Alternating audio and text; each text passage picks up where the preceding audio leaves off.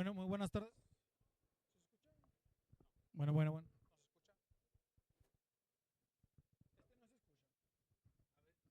Bueno.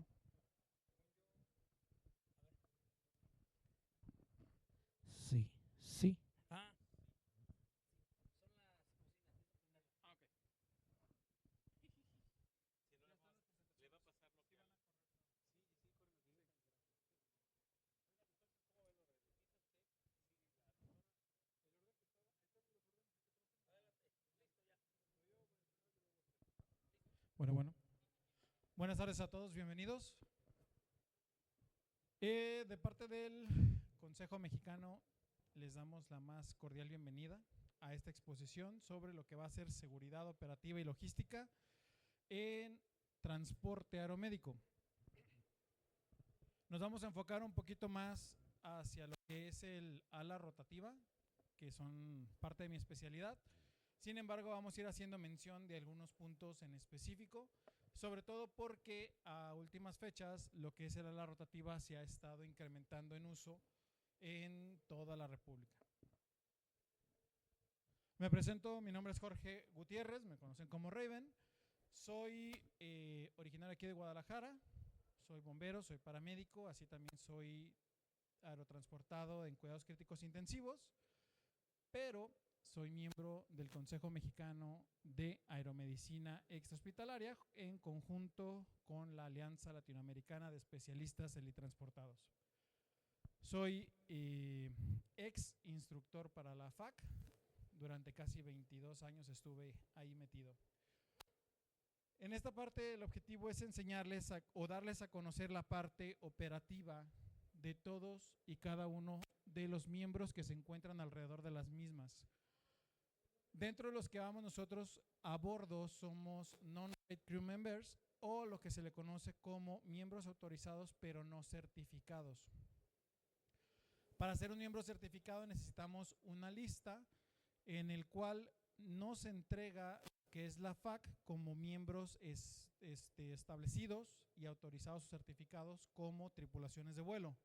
Sin embargo, en México no existe como tal, solamente para la parte comercial, que sería en cuestión los sobrecargos de aviación. Vamos a conocer la parte de la integración de los equipos. ¿Quiénes conforman los equipos a bordo? No solamente es llegar, subirte al avión o al helicóptero y vámonos. En la parte de ala fija, que son los aviones, regularmente ya se tiene un equipo especializado en tierra, quienes son encargados de toda la parte de los equipos de apoyo y, sobre todo, muy importante, quienes cargan combustible, la logística, planes de vuelo, etcétera. En este punto llega el médico, llega la ambulancia, se coordinan, suben y despegan. Pero en los equipos de ala rotativa tenemos diferencias, porque ahí encierra todavía muchísimo más gente. ¿Qué tanto va a encerrar? Primero que nada, un oficial de operaciones aéreas que esté pendiente en todo momento. Vamos a tener un coordinador en jefe, sobre todo en la parte en tierra, que va a encargarse de llevar planes de vuelo, seguridad y la coordinación aire-tierra. Esto es en la parte en la que va a tener la comunicación y sobre todo el control de cada una de las operaciones. Un supervisor o marshal, que son los que hacen las señaléticas a través de las manos para jalar las aeronaves e indicarles que puede aterrizar. Así también equipos de atención prehospitalario. Todos los operadores que tienen que estar en esta área deben de estar completamente capacitados, porque si se fijan, van a estar muy cerca de las aeronaves. Si no conocen las áreas de riesgo, un daño en el fuselaje de una aeronave puede ser desde que el equipo se quede en tierra por semanas hasta que no se den cuenta y ya en el aire pueda causar una tragedia. En la parte de la tripulación de vuelo en los helicópteros, solamente somos 3. Es un poco diferente a la parte de las alas fijas. Sin embargo, aquí vamos a tener una diferencia. Dependiendo del tipo de helicóptero, es dependiendo el número de integrantes que van a volar. ¿Por qué? Hay aeronaves que solamente van a permitir al piloto y a un especialista, solamente. Y esto también va a depender mucho de la temperatura, la hora del día y las condiciones climatológicas que se presenten. ¿Por qué lo digo? Porque una aeronave pequeña a más de 36 grados centígrados puede llegar a limitar su peso de despegue entre 800 y 900 libras. Entonces ya no vamos a poder levantar más peso del que requerimos. La planeación de la misión y las operaciones siempre va a ser muy necesario. Sobre todo, ahí vemos una imagen muy interesante. Es el rescate. Es una aeronave que está bajando a uno de los rescatistas a través de un Grange o de una grúa para realizar una misión. Pero ¿cómo vamos a elegir el tipo de misión? Honestamente, las misiones nos eligen a nosotros, sobre todo en la parte donde estemos especializados. Tenemos rescatistas de montaña, tenemos rescatistas en áreas urbanas, tenemos rescatistas sobre todo en áreas agrestes y más que nada, y los más ahora sí que reconocidos, los que brincan hacia el agua. Los rescatistas acuáticos en alas rotativas son altamente capacitados. En este punto vamos a entender que para llevar las operaciones tenemos que hacer un análisis del vuelo. ¿Cómo se realiza este análisis de vuelo? Empezaremos por nuestra zona. Para nosotros poder descender un helicóptero o una ala rotativa, requerimos mínimo un área de 100 metros de diámetro para poder descender sin obstáculos o sin ningún tipo de elemento que nos entorpezca. Es decir, si tengo cables, si tengo árboles, si tengo montañas, desniveles, declives, ríos, todo esto tiene mucho que ver y la importancia va a ser la coordinación hombre-máquina en el piloto y la comunicación del visor, la persona que va atrás o el crew chief, con el piloto para decirle, está nivelado, no está nivelado, un poco más a la izquierda, un poco más a la derecha. El objetivo es de que el piloto, desde que viene en aproximación, empiece a revisar su condición. Si tenemos diferentes tipos de obstáculos, sobre todo desde un segundo segmento. Para nosotros en la aeronáutica la parte de los segmentos es a partir de mi aproximación lo que voy a ir encontrando poco a poco. En este caso tenemos en un rango de 150 pies o 75 metros un árbol, antenas o incluso tenemos torres de alta tensión. Para una aeronave, una torre de alta tensión es bastante riesgosa. Sin embargo, las aeronaves tienen unos piquitos, ahorita se los voy a enseñar en el modelo. Esos picos que tienen aquí en la parte de arriba son navajas. Estas, simple y sencillamente, o cortacables, van a tener la forma para atraparlo, entra a la cuchilla y lo va completamente a cortar. Mi área donde yo tengo que aterrizar tiene que tener mínimo un radio de 50 metros. ¿Cómo voy a llegar yo a esa conclusión? Se va a tomar el largo del fuselaje del helicóptero más aparte la amplitud del rotor principal. No siempre va a ser la misma, a veces es más amplia, a veces es más pequeña. Sin embargo, hay que tomar desde la punta del rotor principal hasta lo que sería el rotor de cola. Para poder realizar la aproximación de la aeronave, el piloto tiene que tener a la vista al Marshall o al señalero aproximadamente 45 grados abajo de su nariz. Esto es en una aproximación a partir de los 2.500 pies. Si no tiene una visibilidad clara, la aeronave va a dar una vuelta de reconocimiento para revisar el área si es adecuada. En caso de que no exista esta persona, se tendrá que coordinar visualmente, tanto con el personal que trae atrás de confianza, lo que sería el operador, como lo sería el piloto. Parte de las señales de aproximación son estandarizadas, son a nivel internacional y son por parte de la OASI, que es la Organización de Aviación Civil a nivel internacional. Sin embargo, la IATA y algunas otras como la FAA las van adecuando conforme al tipo de operaciones. No todas son iguales, llegan a tener cierto tipo de características y diferencias. Para las aeronaves de ala fija, regularmente este es el estándar. Sin embargo, para ala rotativa vamos a tener algunos cambios, sobre todo cuando queremos que el helicóptero rote en su propio eje hacia izquierda o hacia derecha. Sin embargo, muchas veces no se respeta el estándar, pero sí se tiene un acuerdo con el piloto para poder tener una seña en particular y que éste obedezca la aproximación. La fase de la aproximación es algo burda y brusca muchas veces, sobre todo porque la aeronave viene en vuelo recto nivelado y tiene que frenar. El frenar de un ala rotativa no es el mismo que el de una aeronave de ala fija. El ala fija entra a un pad, que es su glide slope, la parte del descenso, hasta donde toca con la pista de aterrizaje, muy controlado y suave. Sin embargo, el helicóptero de venir recto tiene que levantar, frenar y empezar a descender en vertical. A esto se le llama el flare, que es esta parte. Es donde él va a frenar y va a empezar a tener visibilidad de dónde tiene que aterrizar por final. A diferencia en el despegue, va a ser casi similar. Sin embargo, tenemos despegues estáticos como tenemos despegues dinámicos. ¿Qué es un despegue dinámico? Cuando vemos que la aeronave va sobre lo que es la pista de aterrizaje o las de carretera de rodaje y va como si fuera un avión normal. Entra a la pista y empieza una carrera hasta que llega a cierta velocidad y comienza a levantar poco a poco.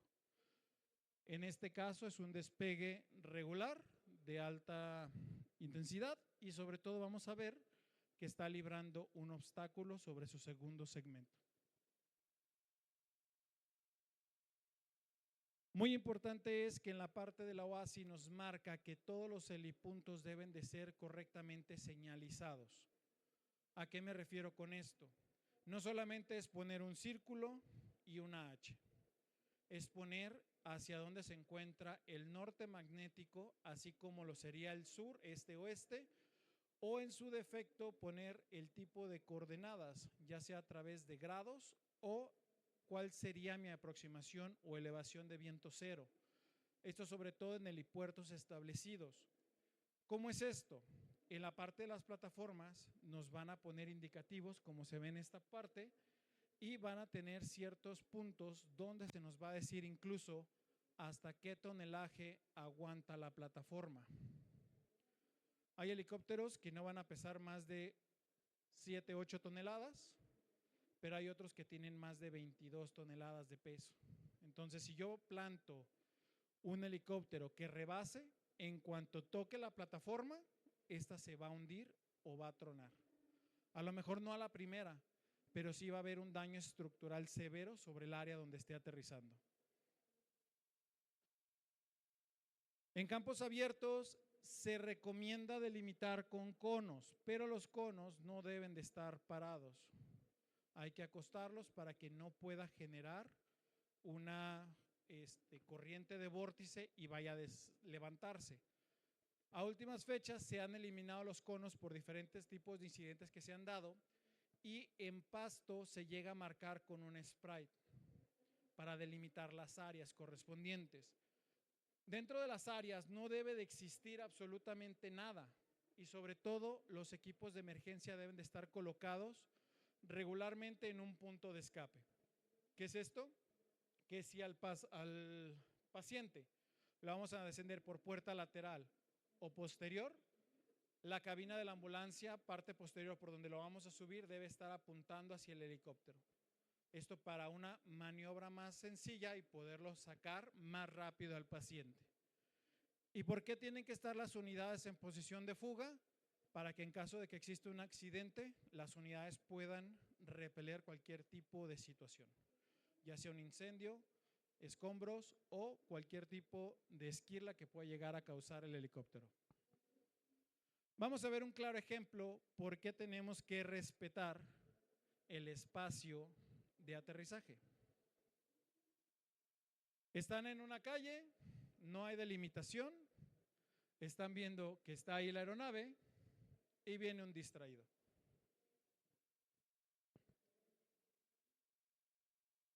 Aquí es donde nos imaginamos cuando le habló al seguro y le dijo, le pegué a un helicóptero. El del seguro le preguntó, ¿a qué le pegaste? ¿A qué? ¿Cuál fue el principal error? Porque aquí hay dos errores muy fundamentales. El primero, no delimitar el área, no cortar el flujo. Y el segundo, la pérdida de conciencia situacional del que viene manejando. Digo, no creo que haya sido tan difícil ver que tienes un helicóptero ahí, ¿verdad? Y sobre todo que dices, no, sí paso, está alto, sí alcanzo a pasar. Esta es otra de las áreas que yo quiero que seamos muy cuidadosos, sobre todo cuando nos acerquemos, porque cuando estamos en parejo no hay ningún problema. Podemos entrar y podemos salir por donde se nos indique. Pero sí quiero que tengan en cuenta algo. Las palas principales del rotor, hay algunas que llegan a bajar hasta 1,20 m. Sobre todo cuando el piloto en tierra está haciendo la liberación de controles. Imagínense que se meten por ahí y no la ven. Simple y sencillamente van a sentir un golpe y ya no van a despertar. Ahí se van a quedar. Lo más importante, si yo estoy en un área que está en completo desnivel, nunca voy a entrar ni voy a salir por aquel lado. Siempre voy a salir por el desnivel más bajo que tenga, no por el más alto. Y aquí se nos explica un poquito mejor para entender. Por donde yo puedo salir es por donde quede mucho más alto mi rotor principal hacia lo que es el suelo o el piso. Y si tengo terreno alto, no voy a salir por aquel lado, porque al final, si se fijan, se queda completamente reducido por donde yo voy a pasar. Este es un claro ejemplo de lo que no se debe de hacer. Fue aquí en el área de Tequila, un famoso tequilero, una operación nocturna en la cual no están certificadas las áreas y fue muy mencionado en su momento. El helicóptero se está aproximando, hay luces donde le indican la parte de la aproximación y aterrizaje. La aeronave viene completamente tranquilo, pero si se fijan hay muchísimos mirones. Ese es el primer problema que vamos a tener, todas las personas que estén alrededor. En segundo, la aeronave todavía no termina de establecer el contacto en tierra y la persona se va acercando sin que la autoricen hasta que pasa la tragedia. Es una muerte completamente instantánea. El rotor principal tiene un giro aproximado entre 1,800 a 2,500 revoluciones por minuto. Y ocurre lo mismo con la parte de atrás. Sin embargo, en lo que el rotor principal da una vuelta, el rotor de cola da 3 o 5, dependiendo del modelo de helicóptero. Parte del pre-flight briefing que llevamos o preparación del vuelo, siempre va a ser necesario revisar todos los equipos previos para mi salida. Sobre todo, consta desde un cambio de uniforme, revisión y sobre todo lo que van a hacer todos los equipos de apoyo vital. No vamos a llevar el mismo equipo para todas las misiones. Sí hay 2 valijas básicas, sin embargo, la número 3 y 4 siempre van a estar cambiando conforme el tipo de actividad que se va a desempeñar.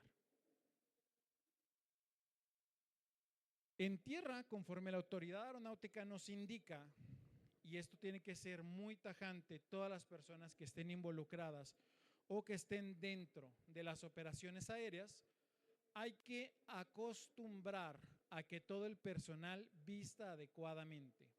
¿Qué es esto? Tapones auditivos, chalecos reflejantes y guantes, porque las aeronaves se calientan como no tienen una idea. Y si a alguien se le ocurre llegar y de curioso tocar un tubo pitot, es como si te quemaras con una plancha directa.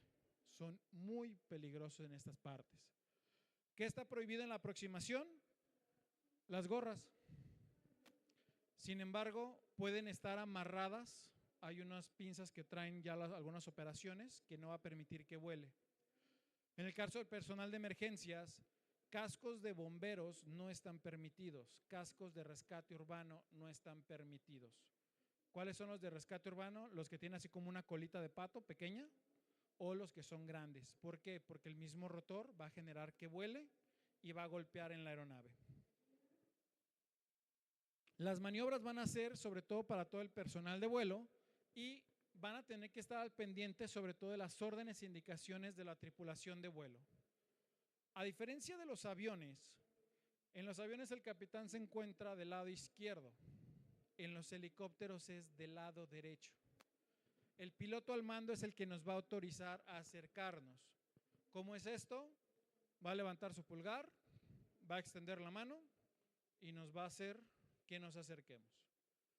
Nos puede indicar por qué camino, izquierda, derecha y a qué ángulo poder ingresar. Es obligación dentro de la legislación que el capitán indique esta parte. Si yo veo que el capitán no me está viendo o no me ha visto para acercarme, ni siquiera voy a dar un paso. Hay que evitar lo que vimos en el video de hace un momento.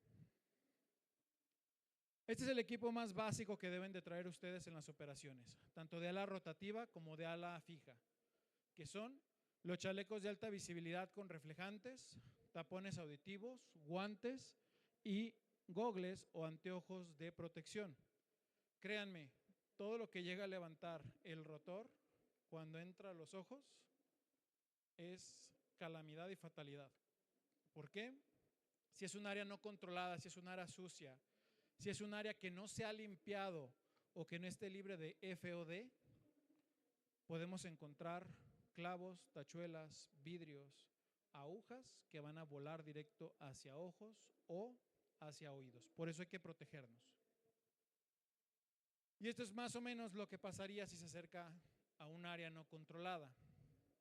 Si se fijan, todo está por todos lados. Lo que estaba clavado incluso en tierra está levantando. Hasta la motocicleta ya se va. Para que se den una idea el golpe de impacto que tiene el rotor. En el acercamiento a las aeronaves hay que ser muy precisos, sobre todo en el punto.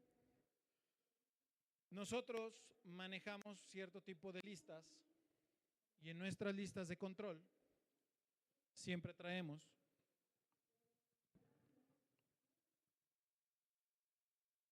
dos listas de aproximación. Una de cómo acercarme a mi equipo y la segunda por dónde entrar o salir y cuál es el área en la que yo me tengo que cuidar. Estas son obligatorias, sin embargo, no nos han acostumbrado a manejarlas. Y estas por autoridades nos dicen en aviación que todo tiene que ser en base a un checklist para evitar lo que es el abuso de la confianza y el factor humano. El factor humano es una de las causas más recurrentes en accidentes o incidentes dentro de la aviación, sobre todo por la pérdida de la conciencia situacional y la confianza excesiva. Hasta que a mí me indiquen entonces que me puedo acercar, lo voy a hacer. Y siempre tiene que ser en la parte frontal del equipo. ¿Por qué en la parte de atrás no? Por el rotor de cola. Y no solamente es el rotor, son los escapes de gases. Temperaturas de más de 200, 300 grados centígrados con gases descendentes. Si yo no me fijo, una corriente llega a descender esa, me va a generar un daño a mi persona. Regularmente esta es una de las aeronaves más comunes, es un Bell 407 y ingresamos entre la posición de las 11 y las 9 en el reloj del helicóptero, así como de la 1 y las 3 de la posición. Siempre va a ser hacia el centro del equipo, nunca por delante. En alguna situación sí vamos a bordear la nariz del helicóptero, pero esto va a ser en control ¿de qué?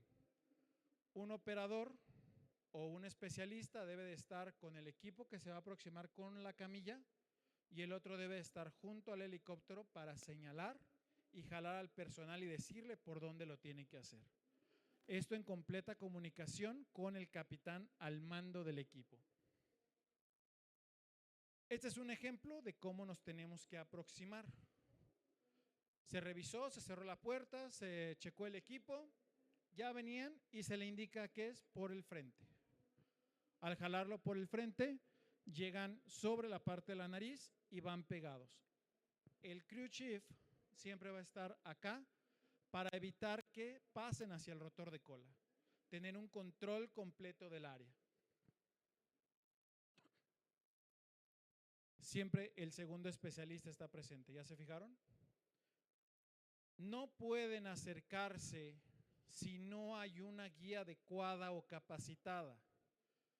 ¿Qué va a hacer el especialista? Va a llegar con médicos, con enfermeros, va a retirarles todo lo que pueda ser volátil, va a retirar cascos, gorras, portagafetes, credenciales, todo lo que pueda volar para evitar el daño. Este es un claro ejemplo de lo que no se debe hacer. Quiero que lo observen.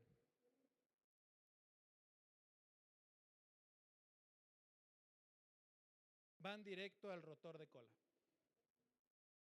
Nadie los ha guiado hasta que corren por todos lados.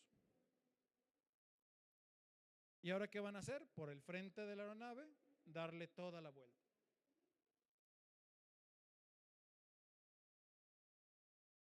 ¿Ahora entienden por qué tiene que estar el especialista con las personas que se acerquen?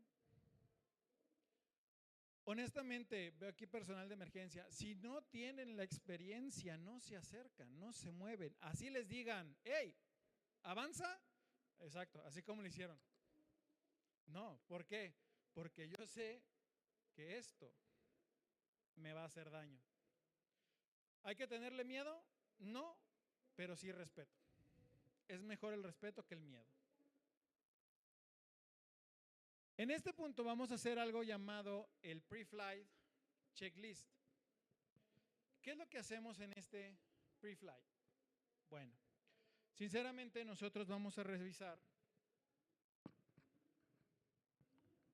en una lista más amplia todo lo que tengo que checar. Esto es previo a que la aeronave se mueva o despegue. Puede estar los rotores encendidos. Sin embargo, yo tengo que revisar todos y cada uno de los puntos que tengo en todas mis tarjetas. Esto para garantizar mi seguridad y mi seguridad. Y ya después vemos si garantizo todavía mi seguridad y la de la aeronave. Aquí lo que voy a hacer, previo, tenemos que checar puertas, checar diferentes tipos de entradas, salidas, tomas estáticas. Vamos a revisar que todo esté libre. Sobre todo, hay unos que son como unos platitos plateados. No deben de tener calcomanías ni estar golpeados, porque son los sensores de altitud. Si estos están alterados, nos van a llevar a un punto en el que mi barometría no me va a ser específico, sobre todo porque no son presurizados. Y por arriba de los 10,000 pies voy a empezar con hipoxias y voy a empezar con problemas, desvaríos y diferentes situaciones que se van a ir presentando. Para cada tipo, y lo repito, cada tipo de misión, cada tipo de aeronave tiene un checklist específico. En algunos, la cabeza del paciente va a ir hacia el frente y en otros va a ir hacia atrás, dependiendo del tipo de aeronave o tipo de equipo. Regularmente en el ala rotativa, la cabeza del paciente va hacia la parte de atrás. Pero hay helicópteros más grandes que sí tiene que ir la cabeza hacia el frente. O la configuración, como lo es el 412, que es como el que tiene SAMU, que es muy grande, el paciente tiene que ir al frente porque me quita espacio el área del motor y del rotor. Pero también, muy importante, hay que verificar que todo se encuentre despejado en el área del paciente. ¿Cómo es esto?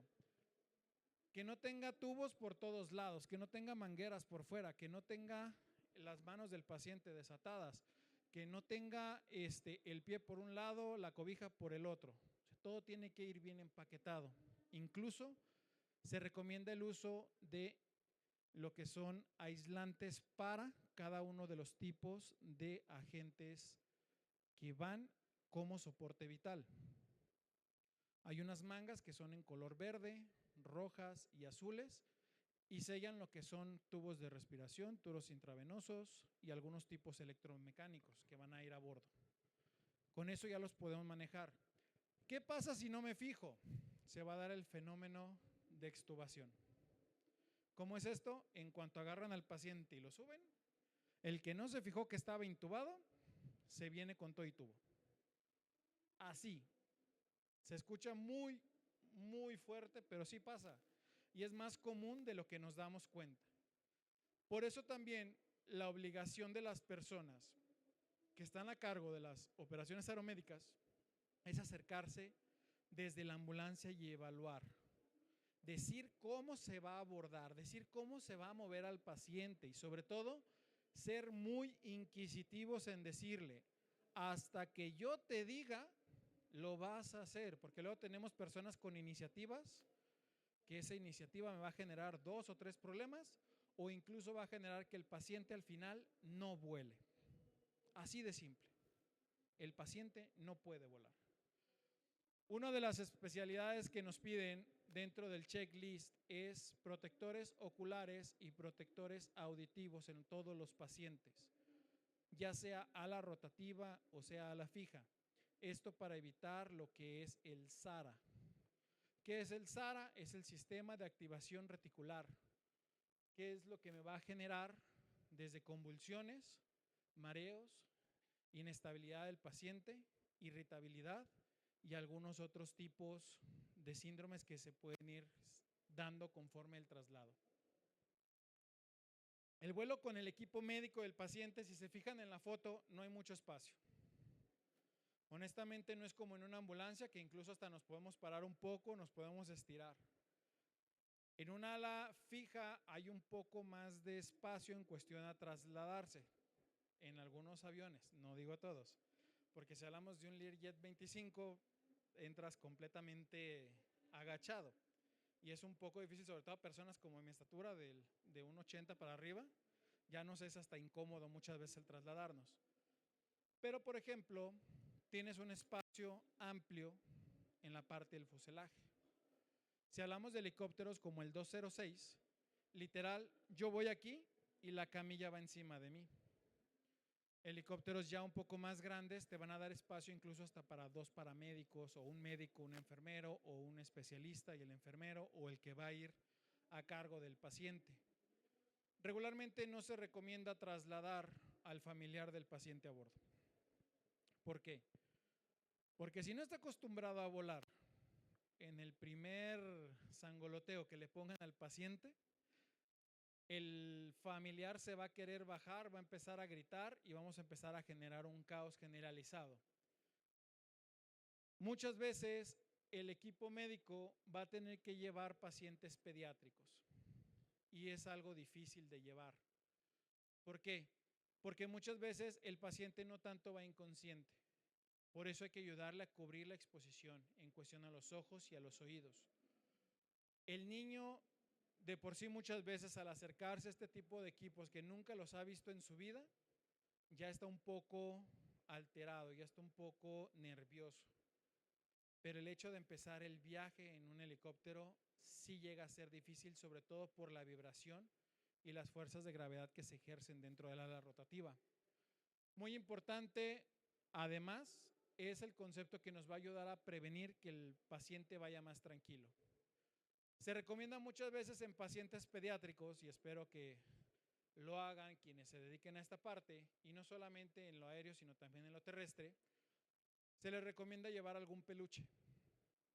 ¿Por qué un peluche? Porque el niño con los peluches llega a tener un control de su estrés y le apoya muchísimo para el desarrollo y desempeño del mismo. El vuelo también, el ruido es algo indescriptible, sobre todo no en aviones de ala fija. La cabina presurizada minimiza hasta un 85% del ruido, 90%.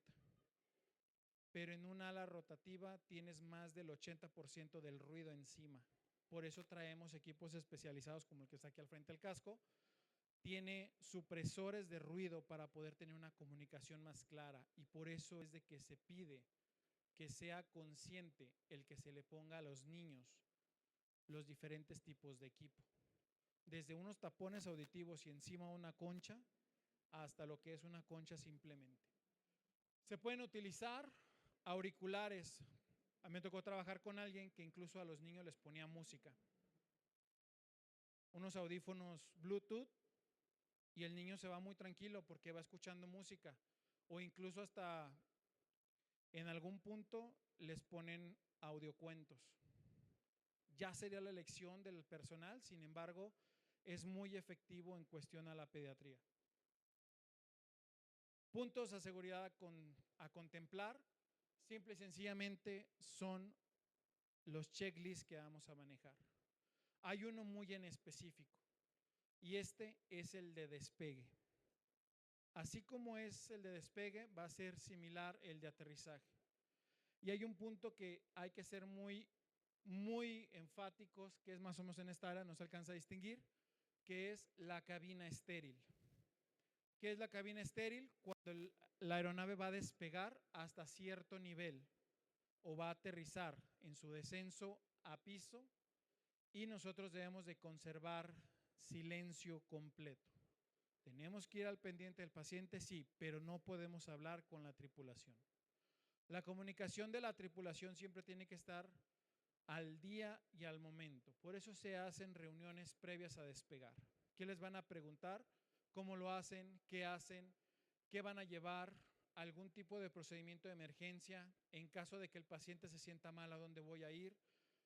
El piloto está obligado a decirle a los médicos cuál es el aeropuerto alterno, qué servicios pueden tener ahí, cómo los van a llevar, por qué lo van a llevar, quién puede atender, si hay un centro de trauma, quemadura o lo que vayan a requerir en el área donde tengo el aeropuerto alterno. Toda esta parte es muy importante, sobre todo cuando nos dicen tenemos que fijarnos bien, cinturones de seguridad, especificar bien a los acompañantes por dónde desalojar en caso de un accidente o de un incidente. ¿Cuál es la salida de emergencia? ¿Dónde están los salvavidas? ¿Cómo se aplica el sistema del ELT, que es el sistema de radiobaliza de emergencia? ¿Cómo voy a evacuar? ¿Quién va a evacuar primero? ¿Qué tengo que apagar? ¿Qué tengo que quitar? ¿Qué tengo que mover para evacuar el mismo? Las complicaciones para las tripulaciones siempre va a ser el espacio. El espacio va a ser nuestro coco todo el tiempo. ¿Y por qué lo digo? Porque cada aeronave va a ser diferente. Ninguna es igual. Unos pueden tener una camilla que simplemente la vamos a jalar y se va a desplegar, pero en otros nada más es un tipo de tabla marina donde tenemos que llegar a poner al paciente. Y cada una nos va a presentar diferentes complicaciones. Sobre todo en la parte de la extubación o retiro de líneas hay que prevenir. Y creo que una de las mejores maneras de prevenir una extubación, aparte de explicarlo, es traer medidas secundarias. ¿Cuál sería una medida secundaria? Hoy en día tenemos algo llamado las IGEL, que son las mascarillas laringeas rápidas, y eso puede ser un auxiliar inmediato para poder generalizar esta parte de ventilación y apoyo al paciente. Algo que tenemos que hacer conciencia es de que las operaciones no siempre salen bien. ¿Y por qué me refiero? Esto pasó en Florida. El helicóptero a los 15 minutos de haber despegado sufrió una avería en el motor, comenzó a quemar, quemó cimientos, quemó los soportes del botalón, se rompe la parte del botalón y el helicóptero cae completamente a la deriva.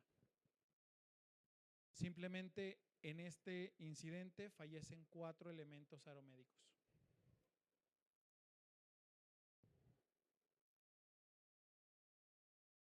No solamente en este tipo tenemos problemas. Esto fue en España hace poco, hace 4 meses aproximadamente. Llegó el helicóptero, aterrizó sin ningún problema y movieron mal un tanque de oxígeno generando una chispa y el helicóptero se prendió en llamas en tierra. O la fauna hace lo suyo. ¿Y a qué me refiero con esto? Un pequeño sopilote fue y se le estrelló al equipo, todavía en vuelo. El piloto completamente a ciegas, lo tuvo que aterrizar el segundo al mando. Por eso es de que llevamos máscaras, por eso es de que hoy en día llevamos el maxilofacial en el casco, por eso es de que se nos obliga a viajar con cascos, con las caretas abajo, para protegernos de los cristales, para protegernos de los impactos, para protegernos de lo que puede ingresar a la cabina. Si se fijan, ahí está el animal entre lo que es el soporte de lo que es el windshield y la parte de arriba del protector de sol, ahí está metido. El piloto no tiene visibilidad, se estrella completamente el cristal. Al final lo aterriza el segundo. Sin embargo, ahorita que vean cómo quedó, van a entender por qué les digo de los cristales y de todos los objetos que pueden ser incrustados en la cara.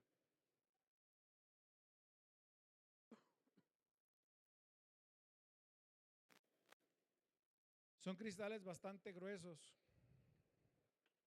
y los rompen como si fueran papel. Vean los cristales. Si el piloto no hubiera traído el facial y la careta, las cortadoras o incluso hasta perder lo que hubiera sido los ojos. ¿Alguna pregunta? ¿Todo bien? ¿Soy bueno explicando? ¿Ya no quieres volar? Ok. De mi parte ha sido todo. Muchísimas gracias. Les pedimos permanezcan un momento. Ahorita continuamos con el siguiente tema.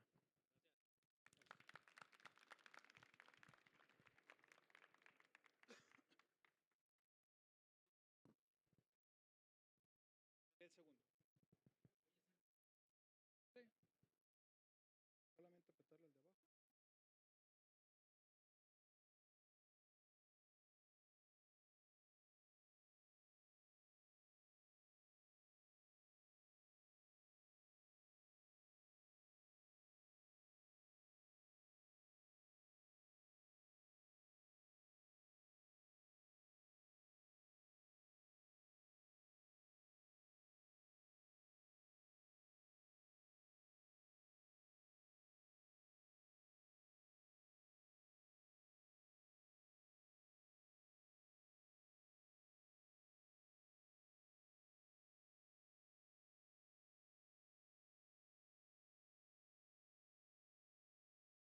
Hola, buenas tardes, bienvenidos. Mi nombre es Esmeralda Santiago Martínez, soy licenciada en enfermería con una especialidad en cuidados críticos y transportación aeromédica y aparte soy técnico en urgencias médicas de Cruz Roja Mexicana. El tema el día de hoy a elegir fue seguridad del paciente durante el traslado aeromédico. Donde hay amor por la medicina, hay amor por la humanidad. Es una frase de Hipócrates. Es algo que, en mi punto de vista personal, todos los que estamos aquí presentes el día de hoy, estamos por amor a algo, ¿no? A nuestra profesión tal vez, al conocimiento, con ganas de estudiar, otros ya muy profesionales, otros que vienen de otras especialidades. Bienvenidos a bordo. La seguridad es la piedra angular de la excelencia durante un traslado aeromédico. Como antecedente histórico, aquí tenemos la figura de alguien muy importante en esta historia. Él es Dominique Jean Larrey. En 1865 fue el primer servicio de ambulancia en Cincinnati. Y en 1870 fue el primer registro que se obtiene de la utilización del traslado aéreo de pacientes en la guerra franco-prusiana. Hoy estamos a 2025 y en México no conozco muchas ambulancias aéreas. Si no son privadas y no tengo para pagar, no tengo derecho a ese servicio, a menos que sea por el SAMU o en relámpagos allá en el Estado de México. Pero desde 1870 se utilizó el traslado aéreo. ¿Y por qué estamos así hasta ahora? No hemos evolucionado tanto, ¿verdad? En 1917, las primeras ambulancias aéreas MASH por el doctor Michael E. DeBakey mejoró la sobrevida. Transportó a más de 18,000 heridos de guerra en Corea.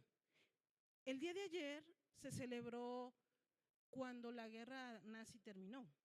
Ahí hubo mucho traslado aéreo también. Aquí vemos una ambulancia en 1932, servicio de transporte en Londres. Y en 1972 se utilizó ambulancias y tratamiento ya en el sitio, lo que hace una ambulancia de Cruz Roja, de Cruz Verde, ya en el sitio. Aquí podemos ver cómo hicimos uso de los animales para transportar a un paciente herido, cómo está la guerra ahí, franco-prusiana, cómo eran las ambulancias de rueda al principio, cómo van transportando pacientes en un burrito. Ya ahora ya tenemos unidades BREC, ya tenemos rescate urbano, ya tenemos ambulancias aéreas, pero antes utilizábamos lo que había. Cómo va mejorando la tecnología. Y pues comenzamos con nuestro tema. Tenemos un capítulo en un libro muy importante americano que se llama Seguridad del Paciente. Aquí podemos ver que en 1990, hace muy poquito, no mucho, en Harvard hicieron estudios prácticos. El Instituto de Medicina en 1999 sobre cómo era el mejor tratamiento médico, ¿verdad? En el 2003, en el 2007, han ido evolucionando los estudios para saber cómo el personal que brinda este servicio está bajo estrés, jornadas muy fuertes, que no sabemos qué decisiones tomar por el mismo cansancio mental, falta de recursos. Y aquí vemos que en el 2007 los servicios de atención de emergencia prehospitalaria se brindan en un entorno incierto. ¿Cuántas ambulancias de Cruz Verde o Cruz Roja no tienen un medicamento o de alguna institución pública? Trabajos inciertos, más de 24 horas, contribuyen a la fatiga de los proveedores EMS y no solamente de los paramédicos, también de los bomberos, de los policías, lo que genera un entorno inseguro al paciente. ¿Qué tenemos como objetivo? Pues la seguridad, la efectividad oportuna, eficiencia, equidad también en los sueldos. ¿O nada más porque eres hombre puedes volar? ¿Por qué las mujeres no pueden volar? ¿O solamente el que tiene un contacto muy bueno, o el que tiene dinero, o el que estudió en alguna universidad privada? Centrarse en el paciente. Nosotros vamos para el paciente. El proceso de servicio médico de emergencia, ¿qué busca? Primero, el paciente busca una atención médica, ya sea una ambulancia terrestre o una ambulancia aérea. El transporte de cuidados críticos ya tiene una especialización, una licenciada en enfermería con cuidados críticos, un paramédico avanzado, no nada más un técnico en urgencias médicas básicas, que así iniciamos todos, desde poner un vendaje, desde cómo controlar una herida, no con las leyes de Boyle o de, pues que no sabemos hasta que estudiamos, ¿verdad? Hasta que tenemos la necesidad de trasladar a un paciente en ambulancia aérea. Pero iniciamos con lo básico. Y pues tenemos un equipo interdisciplinario. Se necesita todo, una enfermera, un paramédico, un doctor, un urgenciólogo, un intensivista, un quirófano listo para mantener ese paciente con vida. La seguridad del paciente debe que estar libre de daños innecesarios asociados a la atención de salud por la reducción de riesgos dañinos. La American Emergency Medicine reconoció que los servicios médicos de emergencia como una subespecialidad. Ya no nada más tenemos que ser básicos, tenemos que estudiar, tener el estándar mínimo para poder y las certificaciones para poder hacer un buen traslado. Hay un error y hay un daño. Un error médico es un efecto adverso, prevenible. resultante de la tensión. Y un daño es una lesión física no intencional que resulta de una atención médica. Voy a colocar un catéter venoso central. Soy muy buen médico, urgenciólogo, intensivista, pero sin querer ponché el pulmón. Pues hice un neumotórax, un neumoneumotórax. ¿Por qué? Pues porque fue un efecto, fue un daño, no fue un error mío. Y tenemos eventos cuasi falla, que son los eventos que se pueden evitar y que estuvimos a punto de cometer. Falta de apoyo por los supervisores, que tenemos muchas tareas por hacer. Los errores médicos es una acción planificada, no es un completo, es un plan incorrecto. En el quirófano, en urgencias, en la calle. Hay que ver la categorización en eventos adversos de un fármaco, cirugías de alto riesgo, caídas, quemaduras, úlceras por presión, identificar el nombre del paciente. ¿Cuántas veces no sabemos ni cómo se llama nuestro paciente? ¿Cuántas veces no sabemos si vamos a operarle la pierna izquierda o la derecha? Tenemos que tener mucho cuidado en todos esos detalles. Mejorar la cultura de seguridad es prevenir y reducir riesgos. Libre de culpas, abordaje de los errores. La cultura justa, tener el error humano y el comportamiento de riesgo. Tenemos que identificar los problemas. Los errores de medicamentos, pues porque no pudimos ver si era dopamina o dobutamina, o si vemos que hay medicamentos que se parecen y no tenemos ese checklist de estar checando. Y pues por identificar el paciente, el sitio correcto de la cirugía con el tiempo fuera. Errores durante la transferencia. Es una parte integral de la atención. Es un método estandarizado que se llama situación, antecedentes, evaluación y recomendación. Pues el modelo del queso suizo, que si yo cometo un error, mi compañero otro y otro, se hace un gran error con el paciente. Los errores activos y latentes es un concepto que James Rison hizo en algún momento de la historia médica. Hay eventos centinela y eventos adversos. El sistema de respuesta a un evento adverso es una cadena de notificación, una reunión inmediata, interrogación, análisis de raíz. Tenemos que hacer un análisis, un debriefing, para poder evitar esos errores. Hay que hacer simulacros, mejorar las habilidades, checar nuestro entorno que sea seguro, áreas médicas, checar bien los traumas, gine y las emergencias. Y pues aquí tenemos un modo de falla o análisis, como los engranajes nos van llevando a tener esos errores. ¿Qué cualidades tiene que tener un personal EMS? Pues tiene que ser una persona que le guste primero su profesión, ¿verdad? Que esté comprometido con el aprendizaje y pues tener los protocolos a seguir. Y la seguridad del paciente pues tiene que tener buena comunicación, buen juicio clínico, traslados interhospitalarios. Tenemos que tener un buen juicio clínico, toma de decisiones en el momento. ¿Lo puedo volar o no lo puedo volar? Porque me voy a tardar mucho en intubarlo, me voy a tardar mucho en ponerle una buena pseudoanalgesia, me voy a tardar mucho en programar bien mi ventilador por su peso predicho, por la edad de mi paciente, por las enfermedades que ellos tienen, no nada más el evento de trauma, qué tal que era nefrópata, cardiópata o su historial médico. Tenemos que estar bien enfocados en todo nuestro juicio clínico. Y pues la seguridad del transporte. Tenemos un espacio muy limitado, muy ruidoso, en ala fija, en ala rotatoria. Pero pues estamos acostumbrados a trabajar en equipo y podemos llevar bien un traslado aéreo. ¿Qué disminuye nuestro traslado intrahospitalario? Pues el evento adverso, ¿verdad?